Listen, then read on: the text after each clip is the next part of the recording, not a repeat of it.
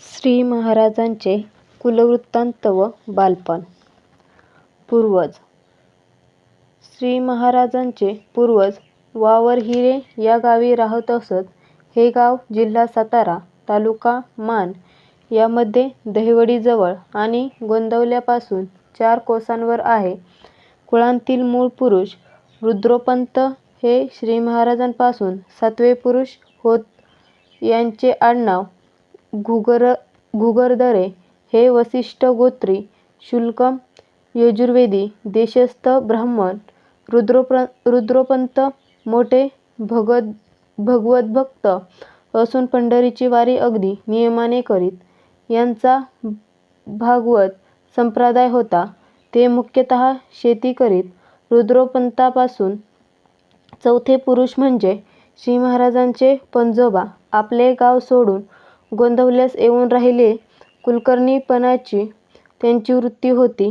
आपल्या आज्यापणजापासून चालत आलेली पंढरीची वारी ते नियमाने करीत. अति सात्विक स्वभावाबद्दल व मनाच्या उदारपणाबद्दल त्यांची ख्याती होती.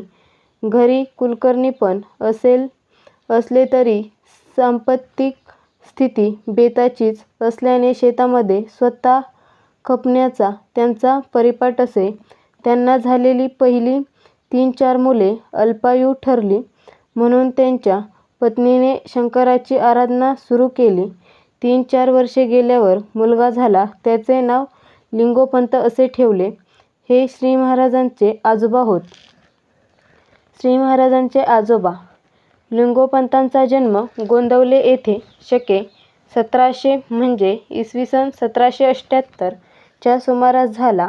यांच्या जन्मापासून कुलकर्णी कुटुंबास चांगले दिवस येण्यास सुरुवात झाली. वयाच्या 18व्या किंवा 20व्या वर्षी लिंगोपंत कुलकर्णीपणाचे काम पाहू लागले. याचे आधीच यांचा विवाह झालेला होता. त्यांच्या कुटुंबाचे नाव राधाबाई असे होते. लिंगोपंतांचा प्रपंच आदर्श संसार होता. प्रापंचिक घडामोडींबरोबर परमेश्वराची भक्तीही अत्यंत मनापासून केली जात होती. ते अत्यंत प्रामाणिक आणि परोपकारी असल्यामुळे इतर कुलकर्ण्यांवर त्यांचा दाब असे व वरच्या अधिकाऱ्यांवर देखील त्यांचे मोठे वजन असे. काही दिवसांनी मान तालुक्याचा मुख्य कुलकर्णी म्हणून लिंगोपंतांची नेमणूक झाली. हाताखालच्या इतर कुलकर्ण्यांचे तंटे न्यायदानासाठी त्यांच्याकडे येत. ते न्याय देताना इतक्या कुशलतेने, समजूतदारपणे आणि निपक्षपातीपणे वागत की सर्व लोकांना ते फार प्रिय झाले. थोड्याच दिवसांमध्ये सरकारच्या कानावर या सर्व गोष्टी जाऊन इतके चांगले काम केल्याबद्दल सरकारने त्यांना काही जमिनी इनाम दिल्या. आता लोक त्यांना लिंगोपंत इनामदार या नावाने ओळखू लागले.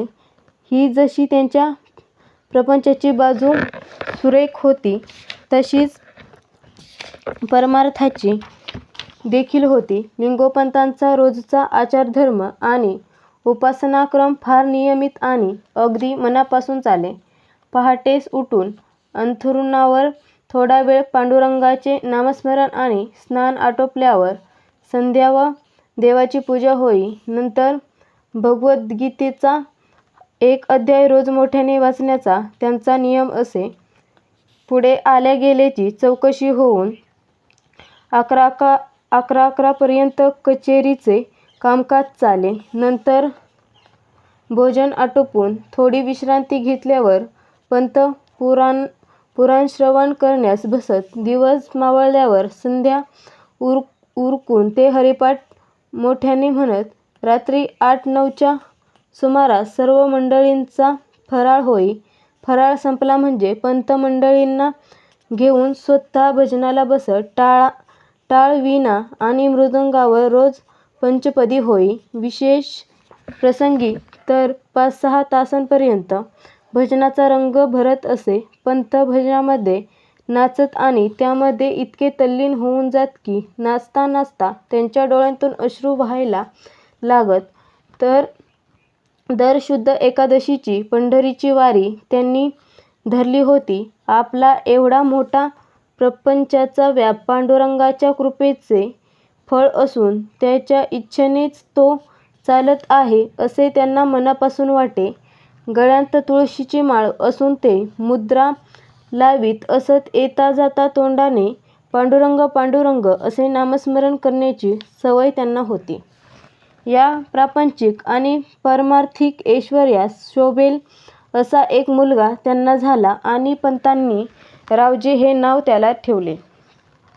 अशा तऱ्हेने अत्यंत समाधानाने कालक्रमण करीत असता बरीच वर्षे लोटली. वयोमानाने पंत थकले व दरवर्षीसाठी पंढरीला जाणे त्यांना जड वाटू लागले. पंढरीला जाऊन आपण आपल्या पांडुरंगाला वारंवार पाहू शकत नाही या गोष्टीचे एक दिवस त्यांना फार वाईट वाटले. रात्री अंथरुणावर बसल्यावर नित्येच्या सवयीप्रमाणे त्यांनी पांडुरंगाची मूर्ती ध्यानात आणली. थोड्या वेळाने पंतांना झोप लागली, परंतु पहाटे 3-4च्या सुमारास त्यांना एक विलक्षण स्वप्न पडले. स्वप्नात पांडुरंग स्वतः आले आणि त्यांनी पंतांना जागे करून हात धरून उठवून त्यांच्या एका मळ्यात नेले. तेथे एक विशिष्ट जागा दाखवली आणि सांगितले, तुला पंढरीला येऊन मला भेटणे म्हातारपणामुळे कठीण झाले आहे. याचे तुला फार वाईट वाटते म्हणून मीच तुझ्या घरी राहायला येत आहे. इथे खणून पहा म्हणजे मी सापडेन. असे सांगून देव दिसेनासे झाले व पंत जागे झाले.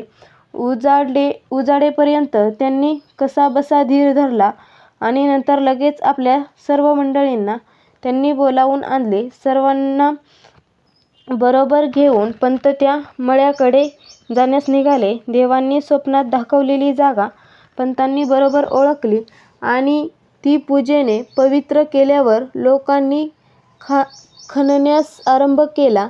4-5 हात खणून झाले असेल नसेल तोच पहारीचा खन्न असा आवाज आला. पंतांनी खोदणाऱ्यांना एकदम थांबवले. आपण स्वतः खड्ड्यात उतरले आणि ज्या बाजूने आवाज आला होता तेथील माती आपल्या हातांनी त्यांनी बाजूला केली.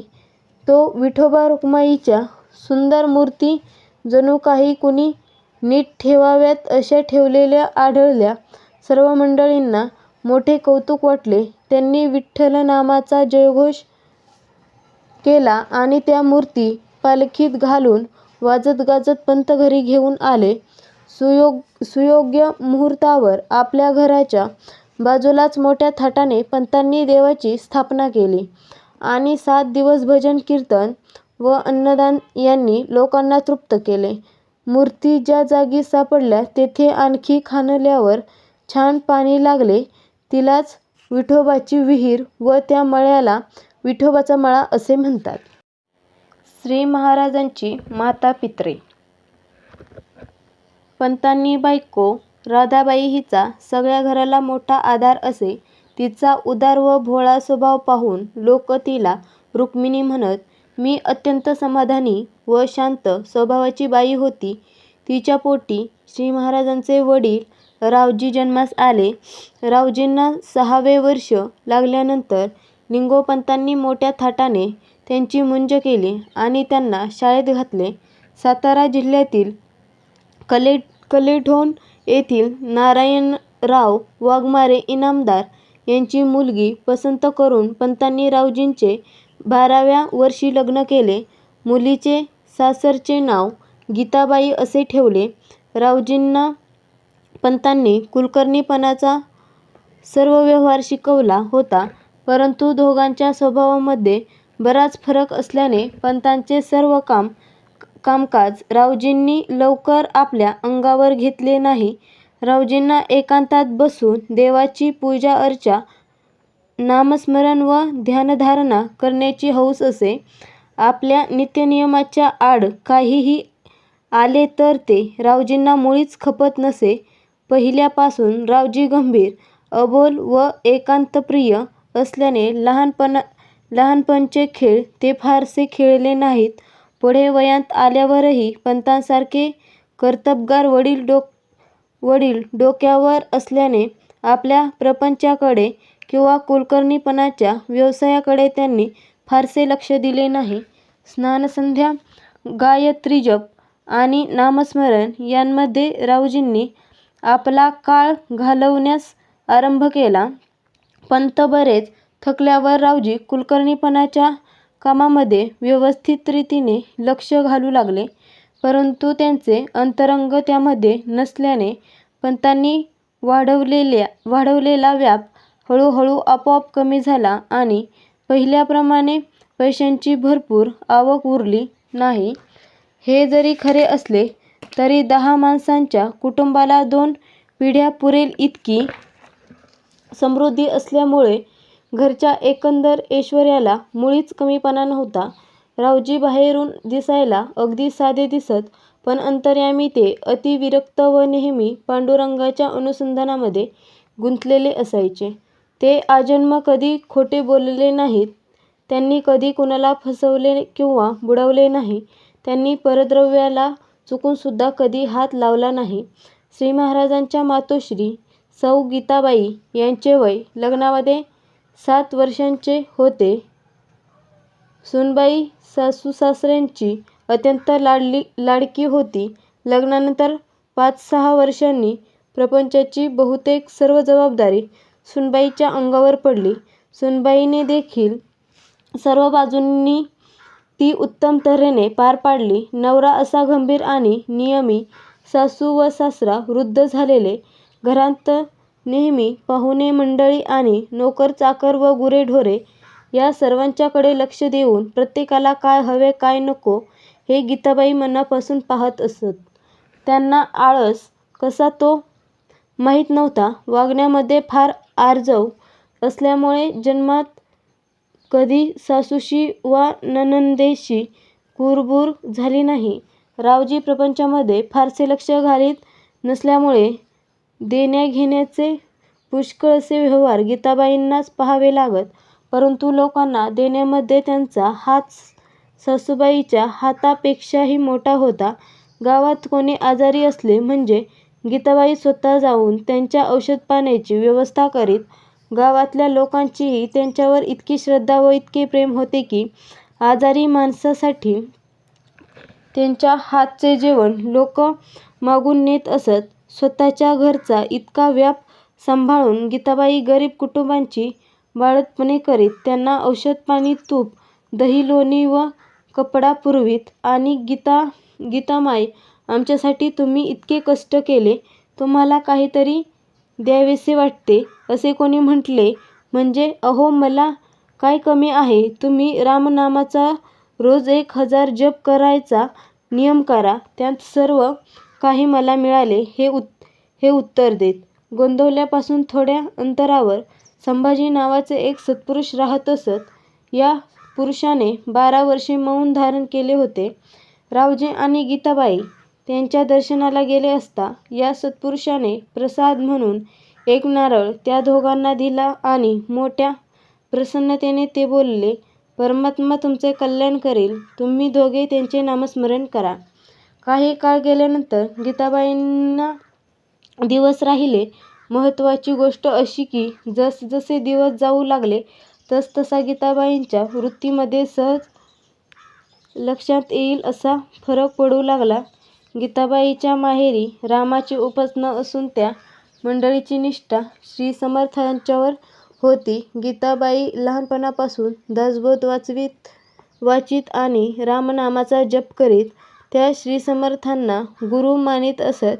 डोहाळे सुरू झाल्यावर त्यांच्यामध्ये पहिला फरक दिसून आला तो हा की त्यांनी अखंड रामनामाचा सपाटा सुरू केला. बोलता चालता, येता जाता, जेवता खाता सर्व व्यवहार करताना त्या श्रीराम श्रीराम असे तोंडाने सारखे म्हणू लागल्या.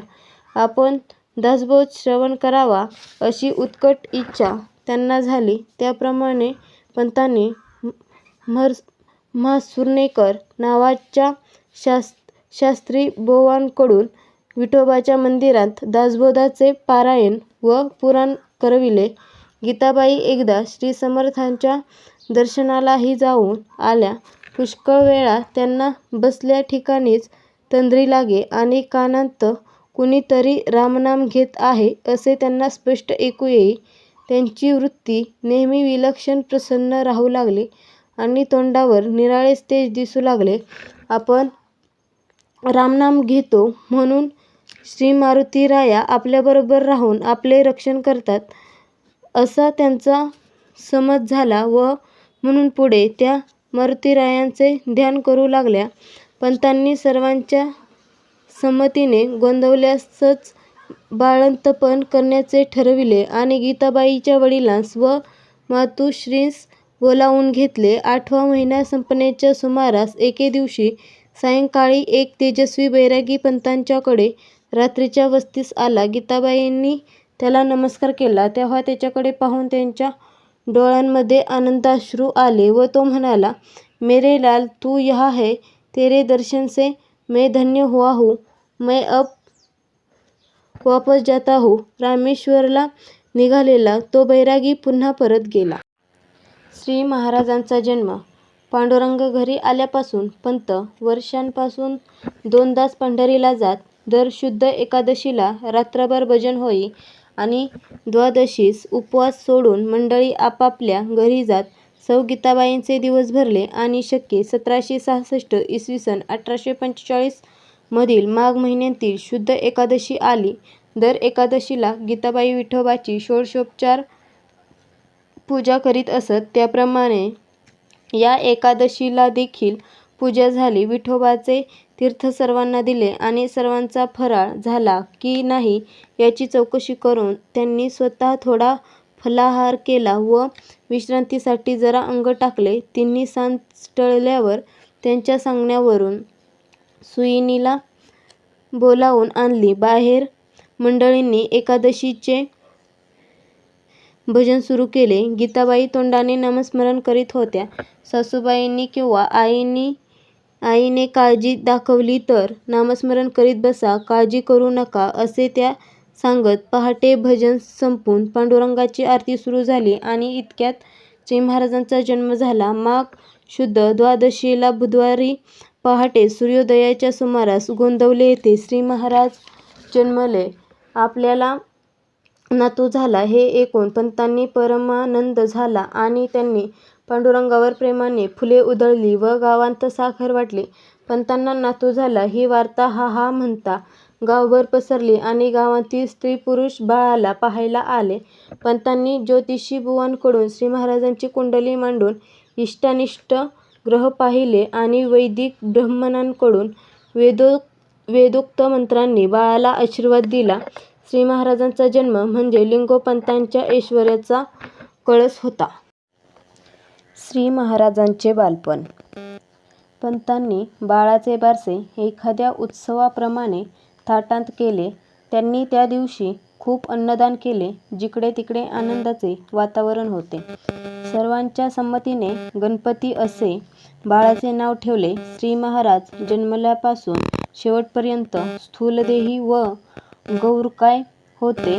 तान्हेपणी तर त्यांचे रूप विशेष सुंदर असून ते झाले तेव्हा 4 महिन्यांच्या मुलाएवढे मोठे होते. श्री महाराजांचे सर्व अंग सुगठीत पण नाजूक होते. वर्ण सफेद गोरा नसून त्यामध्ये पिवळसर झाक होती. दंड चांगले भरलेले हात लाल लाल व रेशमासारखे मऊ.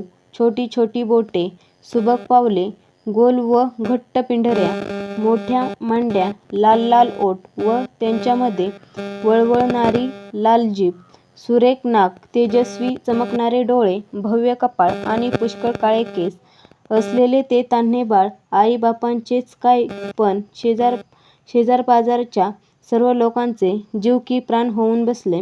रावजी एवढे संसारातून विरक्त असले तरी तेसुद्धा मधून मधून बाळ काय करतो आहे हे पाहून जात आणि मग म्हणत की याला पाहिले की कसे मनाला समाधान वाटते. 5 महिन्यांचे झाल्यावर श्री महाराज रांगू लागले.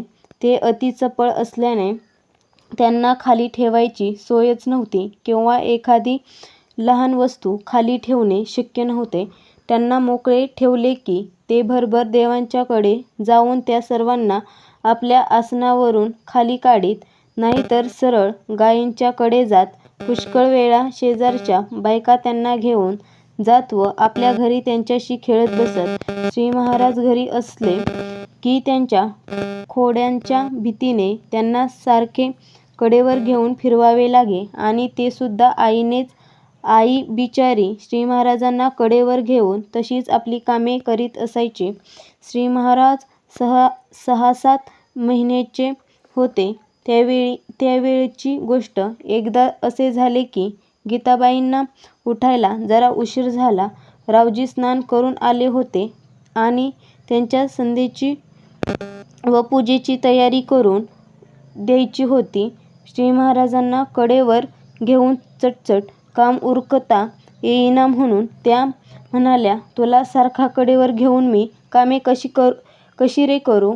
जरा बस खाली. असे बोलून त्यांनी श्री महाराजांना खाली ठेवले व आपण कामाला लागल्या. श्री महाराजांनी लगेच जो पसरला तो काही केले तरी बंद करीनात. आईने ओरडून प्रेमाने जवळ घेऊन खाऊ दाखवून रडणे थांबवण्याचा पुष्कळ प्रयत्न केला, परंतु श्री महाराज आणखी जोराजोरानेच ओरडू लागले. हा सर्व गोंधळ ऐकून पंत आत आले आणि त्यांनी देखील बाळाची समजूत घालण्याचा पुष्कळ प्रयत्न करून पाहिला, तरी जेव्हा रडणे थांबेना तेव्हा पंत मंदिरात गेले. त्यांनी तेथील अंगारा घेतला, पांडुरंगाची प्रार्थना केली आणि तो अंगारा श्री महाराजांच्या कपाळाला लावला. तो लावता लावता पंत सहज बोलले, बाळा, तुला आईचा सहवास नेहमी पाहिजे काय? हे शब्द बोलण्याचा अवकाश की श्री महाराज गप्प झाले. नुसते गप्प बसले नाही तर एकदम हसले. त्या दिवसापासून त्यांना कडेवर घेऊन जेवढे काम उरकता येईल तेवढेच काम गीताबाई करीत. श्री महाराजांना भजनाची फार आवड होती. घरात रात्रीचे भजन सुरू झाले की तिकडे घेऊन जाण्यासाठी ते रडत असत. बरेच दिवस घरामध्ये लहान मूल नसल्यामुळे आजीला नातवाचा फार लळा लागला. श्री महाराज जसजसे मोठे होऊ लागले तसतसे त्यांचे खाणे पिणे, निजणे उठणे, स्नान करणे, कपडे घालणे इत्यादी सर्व गोष्टी आजोबा आणि आजीबाई करू लागल्या. श्री महाराज 3 वर्षांचे झाल्यावर घरातल्या माणसांची नजर चुकवून एकटेच बाहेर कुठेतरी जात. त्यांच्या सुईणीचे त्यांच्यावर फार प्रेम होते. पुष्कळ वेळा ते तिच्या घरी जाऊन मला भूक लागली, मला खायला दे असे सांगत. तिने देखील मोठ्या प्रेमाने दूध भात किंवा दही भात त्यांना खायला घालावा आणि कडेवर घेऊन घरी आणून पोचवावे.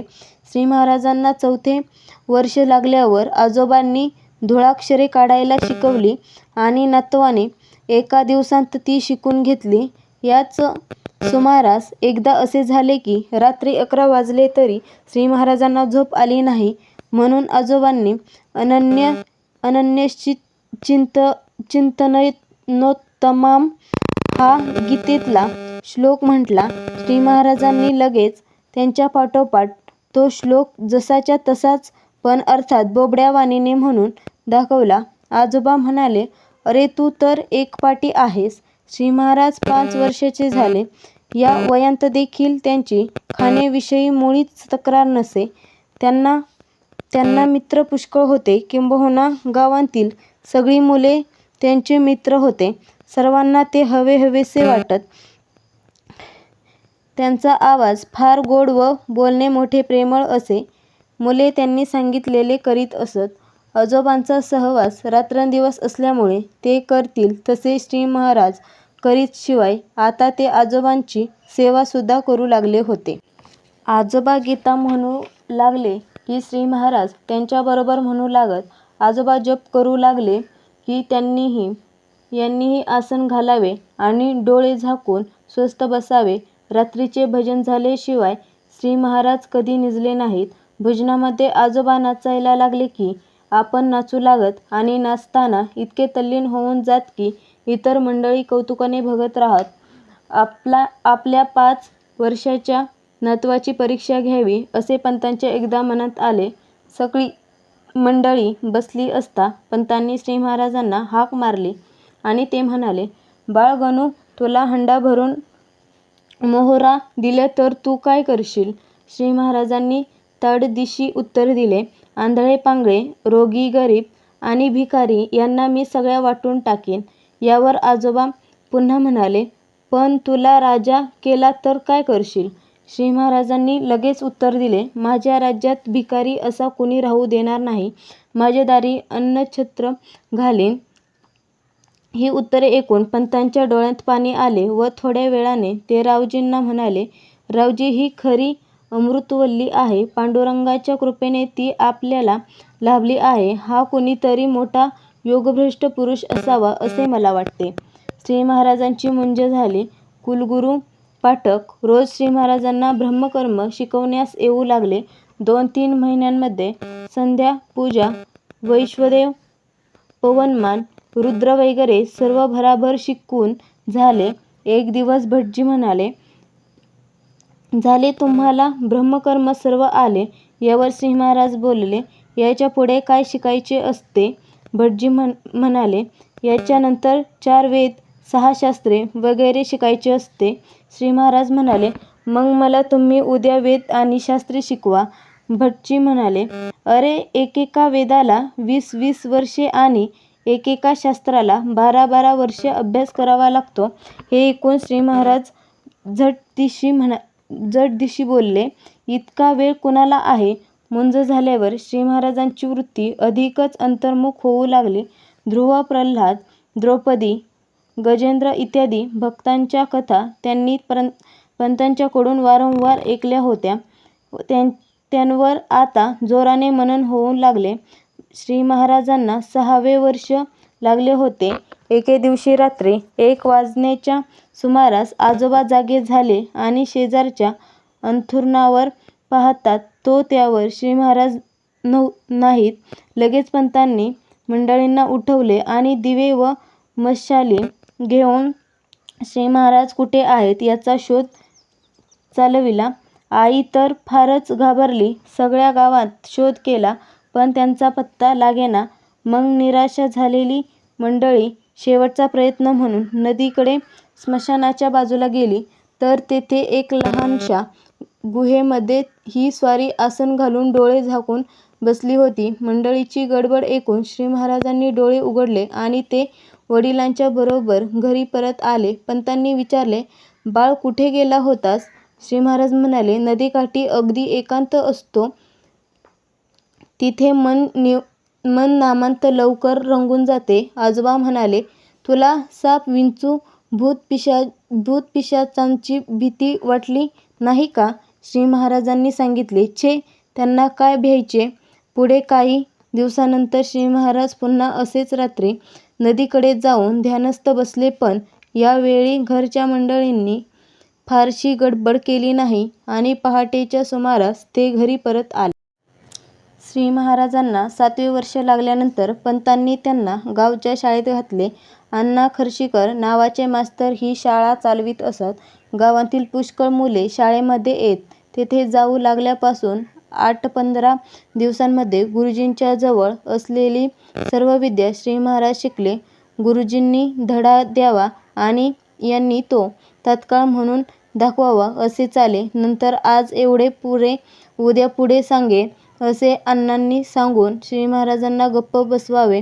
अशा रीतीने बाळबोध व मोडी लिहिणे आणि वाचणे, बेरीज वजाबाकी इत्यादी गणित आणि हिशोब करणे, सुंदर व घोटीव अक्षर काढणे वगैरे अण्णांच्या जवळ होती. तेवढी सर्व विद्या संपली तरी श्री महाराजांचे मला पुढे सांगा हे चालूच राहिले. तेव्हा अण्णा म्हणाले, अरे, माझी विद्या संपली, मग काय विचारता? श्री महाराजांनी रोज शाळेमध्ये जावे, मुलांना बाहेर काढावे आणि सर्वांनी ओढ्यावर जाऊन विटीदांडू खेळत बसावे. विटीदांडू खेळण्यामध्ये श्री महाराज इतके प्रवीण होते की डाव आपल्या हाती आल्यानंतर दुसऱ्या बाजूंची पोरे रडकुंडीला येईपर्यंत ते चोपीत बसायचे. मग ते आपण होऊन चुकायचे व बाद होऊन जायचे. हीच तऱ्हा इतर बाबतीत होती. मोठमोठ्या झाडांवर हा हा म्हणता ते चढून जात. पोहण्यामध्ये आणि कुस्ती खेळण्यामध्ये तर त्यांचा नेहमी पहिला नंबर ठरलेला. तसेच घोड्यावर बसणे, उड्या मारणे, दंड काढणे, गोट्या खेळणे, मारामारी करणे इत्यादी लहान मुलांच्या सर्व प्रकारांमध्ये त्यांची बरोबरी करील असा कोणी त्यावेळी नव्हता. गावातील मुले शाळेमध्ये जाण्याऐवजी श्री महाराजांच्या बरोबर विटीदांडू आणि गोट्या खेळायला व पोहायला जाऊ लागल्यावर शाळा सगळी ओस पडली. तेव्हा अण्णा एक दिवस पंतांच्याकडे आले आणि मोठ्या नम्रपणे म्हणाले, पंत, तुमचा नातू इतर मुलांना बाहेर खेळायला घेऊन जातो. शाळा बंद पडायची वेळ आली आहे. माझे गरिबाचे अन्न तुटणार.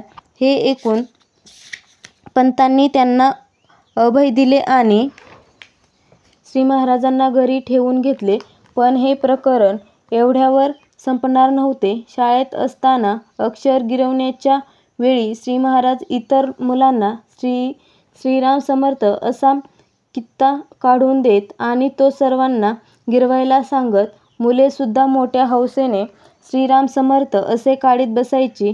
अण्णांना हे मुळीच पसंत नसे. सर्व मुले खेळायला जमली म्हणजे प्रथम श्री महाराज त्यांना मोठ्याने श्रीरामाचे भजन करावयाला लावायचे. मधून भजन आणि मधून खेळ असा प्रकार चाले. त्यामुळे त्या मुलांना भजन करण्याची सवय लागली. श्री महाराज तर आता शाळेत जात नव्हते. एकदा शाळा भरल्यावर अण्णा मध्येच काही कामासाठी घरी गेले. बापू फडतरे नावाचा श्री महाराजांचा एक मोठा जिवलग मित्र होता. तो मुलांना म्हणाला, आपण श्रीरामाचे भजन करूया. त्याबरोबर आपले धडे घोकण्याऐवजी सर्व मुले मोठमोठ्याने श्रीराम असे म्हणू लागली. थोड्या वेळाने अण्णा परत येऊन पाहतात तो हा प्रकार. त्यांना फार राग आला आणि ते म्हणाले, त्या गणूने तुम्हाला हे खूळ शिकवले आहे ना. थांबा, काढतो एकेकाची भक्ती. असे बोलून प्रत्येक मुलाला जोराने एक छडी त्यांनी मारली. तथापि मुलांची ही मनोवृत्ती पाहून इतःपर या गावांमध्ये राहण्यात आपली शोभा नाही असा विचार करून अण्णा दुसऱ्या दिवशी आपले सामान गाडीत भरून दुसऱ्या गावी जायला निघाले.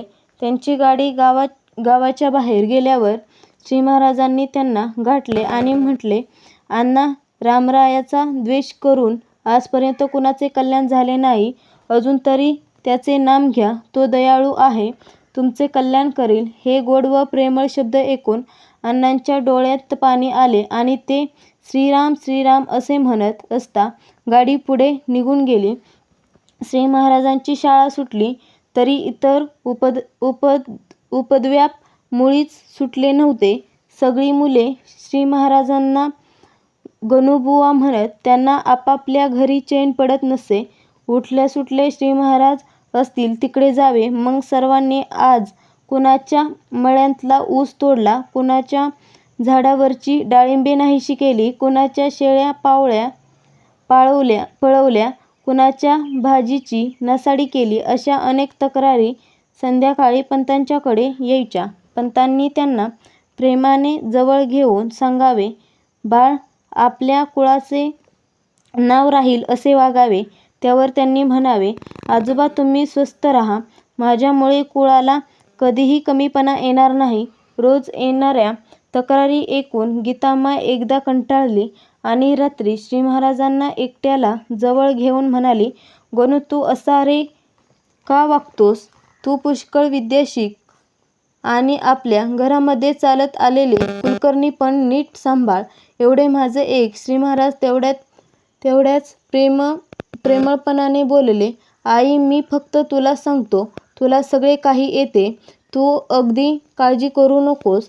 आपली वृत्ती आणि आपले वतन मी अगदी नीट सांभाळेन. श्री महाराजांच्या भाषणामध्ये लहानपणापासून अशी खुबी होती की ते ऐकणाऱ्याचा त्याच्यावर लगेच विश्वास बसे. म्हणून त्याचे आश्वासन ऐकून आईच्या मनाचे पूर्ण समाधान झाले आणि तिने त्यांना पोटाशी घेऊन त्यांच्या तोंडावरून हात फिरवला.